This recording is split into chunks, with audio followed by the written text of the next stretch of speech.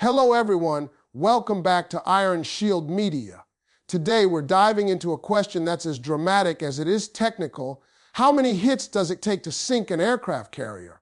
We'll walk through exterior design, a glimpse at the interior, performance and power, safety and defensive features, unique selling points, if you will, of such vessels, rough cost estimates, and wrap up with a conclusion. Let's jump in. When you look at an aircraft carrier from the outside, you immediately appreciate the sheer size and scale. These are floating cities of steel, long decks designed to launch and recover dozens of aircraft, hulls built to cut through oceans, and superstructures bristling with antennas, radars, weapon systems, and communications arrays. The exterior tells a story of overwhelming capability, but also of vulnerability. In fact, despite their massive size and multi-layered defenses, researchers say that to effectively sink a modern aircraft carrier would require finding it, continuously tracking it, penetrating its defense layers, and then striking it hard enough and in the right place to cause irreversible flooding or structural failure. Lexington Institute Class 2, the National Interest Plus 2, historical data shows torpedoes are especially efficient. In World War II submarine launched torpedoes sank many carriers with just 1 or 2 hits in favorable conditions. The National Interest Plus 2 and Wikipedia.org Futsals 2, but modern carriers are far more resilient. As one assessment puts it, carriers are likely to be highly survivable for many years to come, bearing major tactical blunders. Lexington Institute Plupsy 1. So from the exterior view 1, you see a massive platform. 2, it's protected. 3, it is not invincible. And 4, the number of hits needed depends on location, weapon type, defensive readiness, and damage control efforts. Turning to the interior, let's take a quick look inside. Inside an aircraft carrier, you'll find huge hangar bays housing fighter jets and support aircraft, storage areas for munitions and fuel, command and control centers, crew living quarters, machinery spaces including nuclear reactors in many modern carriers, damage control stations, and complex compartmentalization designed to limit flooding and isolate fires. Because of this compartmentalization and redundancy, carriers are designed not just to absorb hits, but to live through them and still return to action.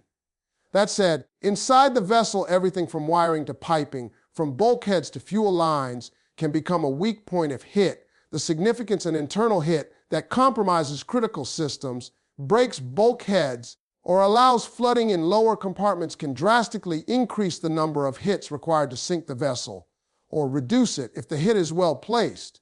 On performance and power, modern aircraft carriers are marvels of engineering. They displace tens of thousands of tons, some over 100,000 tons, travel at high speeds, 20 knots sustained and higher in bursts, and have the capability to launch and recover dozens of aircraft in a single sortie cycle. Their propulsion is often nuclear, gives them remarkably long endurance, weeks or months at sea without refueling in many cases. Their performance allows them to project force far from home ports, maintain presence, and respond rapidly. When considering how many hits to sink such a platform, the performance side matters because high-speed maneuvering and an escort fleet all contribute to evading, reducing, or mitigating incoming hits. A moving target is harder to hit. A ship that can maneuver and respond is harder to disable. And that means more hits may be required to achieve the sinking scenario than if the vessel were stationary or undefended. Next, safety features and defense. Aircraft carriers are among the best defended vessels in the world. They operate within a carrier strike group, which includes destroyers, cruisers, submarines, and support vessels specifically designed to protect them from air, surface, and subsurface threats. The carriers themselves have multi-layered air defenses, long-range missiles, point defense guns, radars, electronic warfare systems, anti-submarine warfare capability, and substantial damage control measures. As one analysis states, locating, tracking, and penetrating a carrier's defenses remains extremely difficult for potential adversaries. The National Interest Plus 1, moreover, their internal structure is designed to deal with damage, fire, suppression system, redundant power and communications, compartmentalization to limit flooding, and well-trained crew for damage control. That means even if a carrier is hit by a missile or torpedo, sinking it isn't guaranteed. What's often more feasible is to disable it, force it out of action, or degrade its ability to launch aircraft. Indeed, modern commentary suggests that putting a carrier permanently out of action or sinking it outright is far more difficult than many think. National Security Journal +1, so the safety and defense side contributes significantly to how many hits are required. The better the defenses and damage control, the more hits required, severs, or the greater the chance that the ship survives.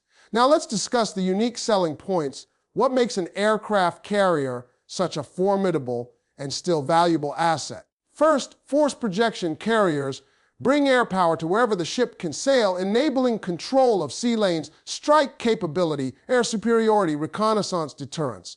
Second, versatility. Carriers serve as command platforms, mobile air bases, humanitarian relief platforms, and diplomatic strategic tools, often called gunboat diplomacy, or more neutrally, presence.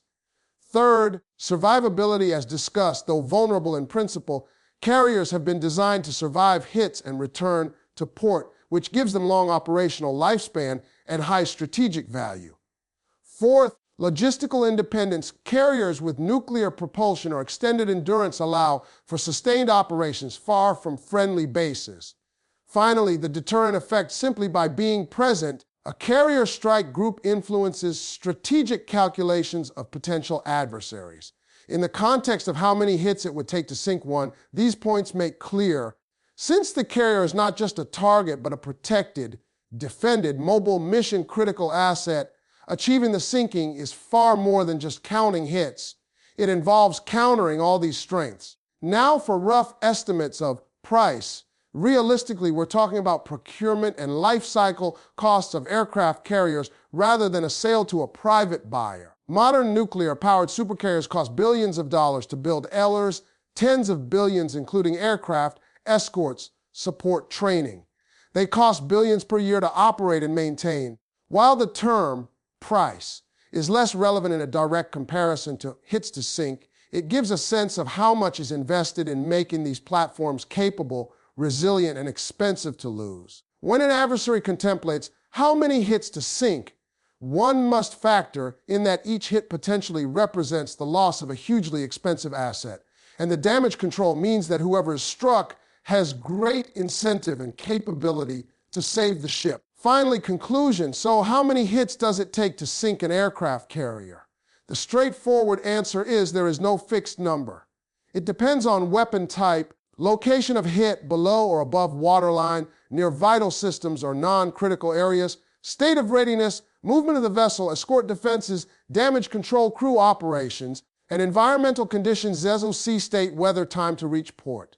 Historically, torpedoes have proven devastating even for carriers with massive displacement. One or two well-placed torpedo hits have sunk carriers in the past under the right conditions. The national interest +1, but for modern carriers with layered defenses and multiple redundancy, sinking one outright in combat is extremely difficult. Many analyses conclude no U.S. carrier has been sunk in combat since World War II, despite sustained attacks. Naval lookout. If forced to give a ballpark, you might say dozens of missile hits or multiple catastrophic torpedo hits would be needed under realistic combat conditions. But again, the more realistic scenario is disabling rather than outright sinking. In other words, the hits needed to make it unusable are fewer than the hits needed to send it to the bottom. The value of the vessel, the resilience design, and its operational context all make the how many hits to sink question far more complex than a simple number. Ultimately, while not invulnerable, aircraft carriers remain among the most robust and strategically critical naval assets afloat today.